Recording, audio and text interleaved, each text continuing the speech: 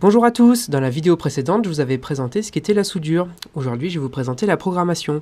Donc une fois que la carte a été conçue, réalisée et soudée, nous programmons le microcontrôleur. Mais d'abord, qu'est-ce que la programmation?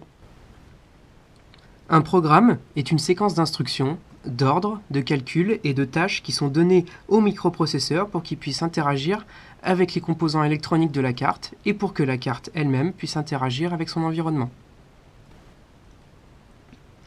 Le microprocesseur est la tête pensante du système. Mais quand on le reçoit, il est neutre. Il est l'équivalent d'une boîte crânienne vide. C'est pour ça que nous concevons un programme, qui sera l'équivalent de son cerveau, et on lui injecte à l'intérieur pour qu'il puisse jouer son rôle. Pour écrire un programme, nous utilisons un langage de programmation. Donc il en existe de différentes sortes. Nous avons par exemple le langage C, qui lui est plus adapté pour l'électronique. On a le Java, le HTML, qui sert en général pour la création de pages web, et on a le Python. Alors, un langage de programmation, c'est comme les langues étrangères, comme l'allemand, l'anglais, l'espagnol, etc.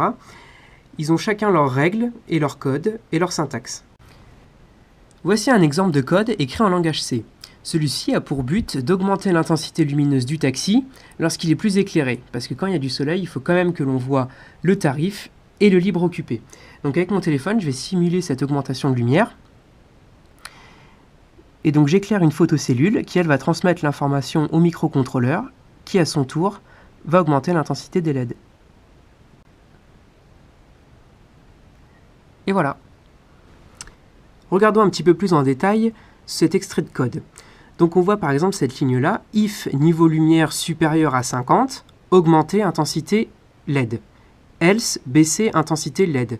Ça peut être traduit en français par si le niveau de lumière est supérieur à 50, on augmente l'intensité dans les LED. Sinon, on baisse l'intensité dans les LED. Donc on voit que la syntaxe du C est très particulière. On a par exemple des points-virgules, des crochets, tout ça. Et tout ça, c'est bien sûr, ça fait partie des règles du C. Alors ce code-là, ensuite, va passer dans un logiciel qui s'appelle un compilateur et qui va traduire le langage C en un langage, on peut appeler ça machine, pour que le microprocesseur comprenne ce qu'on lui demande de faire.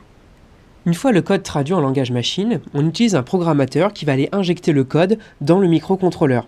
Donc il faut savoir que pour un projet de l'ampleur du taxi, il y a à peu près 1200 lignes de code que nous avons écrites. Dans un projet tel que Windows 7 par exemple, il y a à peu près 40 millions de lignes de code. La suite à la prochaine vidéo.